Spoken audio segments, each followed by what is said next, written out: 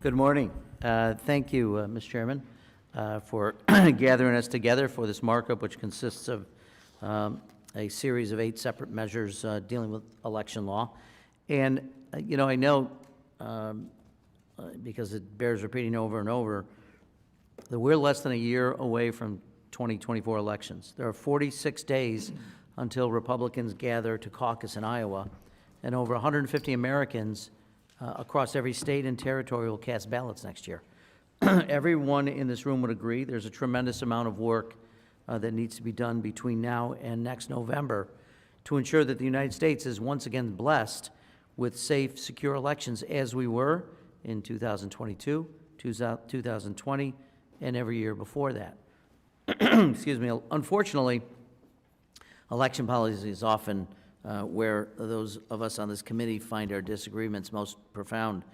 We remain open on our side of the aisle to finding common sense bipartisan agreement on provisions that expand access to the ballot, protect the franchise, and shine a spotlight on the influence of special interests. And let's never forget, as a justice for the Supreme Court said many years ago, the right to vote is preservative of all rights. So, and I am optimistic, as you indicated, Mr. Chairman, I'm grateful for this, that a few of today's proposed measures hopefully will gain bipartisan support. And I want to express my appreciation to you and both the majority and minority staffs for months-long discussion on the confirmation of Congressional Observer Access Act of 2023, which I hope will result in a bipartisan vote to report the bill out of committee. I'm also optimistic that we will find consensus on a measure to ensure foreign nationals do not seek to influence state and local ballot initiatives, referenda, or recall elections, a proposal suggested as we all can recall as part of the FEC's package of bipartisan legislative recommendations.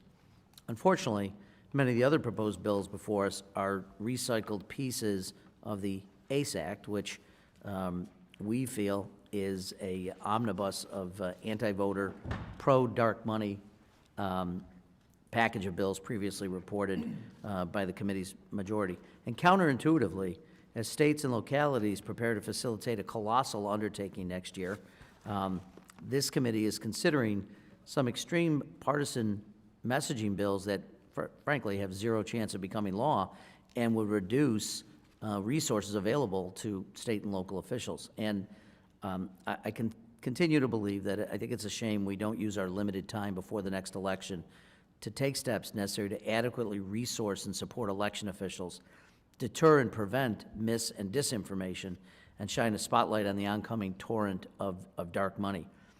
But as the old saying goes, elections have consequences, and today's agenda, sadly, represents the priorities of my colleagues on the other side of the aisle. From my perspective, the measures before us today are solutions in search of problems. We do not inspire confidence in our elections by parroting disproven claims of rigged elections, non-existent voter fraud, and supporting fraudulent audits of election results. And I do note that we had exhaustive testimony here, some would say exhausting testimony, over 10 hearings, dozens of hours, and the suggestions that there is widespread fraud, suggestions that there have been elections which have been rigged, had no evidence at all in any of those hearings, not a shred of evidence on any of it. And from my mind, what we do in Congress and what legislative bodies do is hold hearings on concerns that we may have, and once we hear testimony, when there's evidence presented, work on a solution. Here, we've got solutions searching for problems. Our Republican colleague from Colorado, Congressman Buck, recently said, as a Republican Party, if we're going to offer good, solid policy answers to the real challenges we face in America, we've got to get past the lies. We've got to have credibility with the American public. And I think we can do that, but we have to move forward.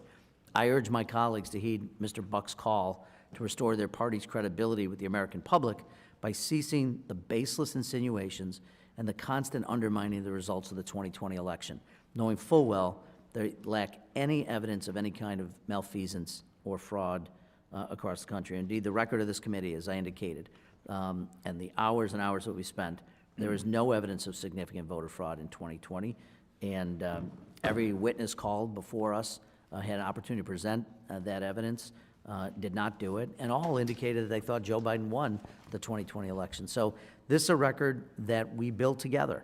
We should heed it.